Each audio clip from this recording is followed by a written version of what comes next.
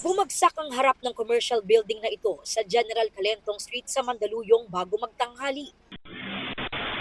Nakuna ng CCTV sa katabing establishmento ang pagbagsak ng pader ng lumang gusali. Kita ang isang babaeng naglalakad na tinamaan ng debris. Nakatakbo naman siya kaagad. Agad sinecure ng Mandaluyong City Disaster Risk Reduction Management Department ang gusali. Ayon sa mga opisyal ng lungsod at ng barangay, abandonado na ang gusali at nakatakdang gibain. Actually po, 3 weeks ago na po namin nabigyan ng notices yan na condemn na yung building nila na dilapidated na kasi century old na po yan eh. Nag-acknowledge naman sila, kukuha sila ng demolition permit. May ginagawa na pong scaffolding para hindi bumano yung mga bato kung sakaling i-demolish na. Bahagyang nakaapekto sa trapiko ang mga debris na kumalat sa kalsada.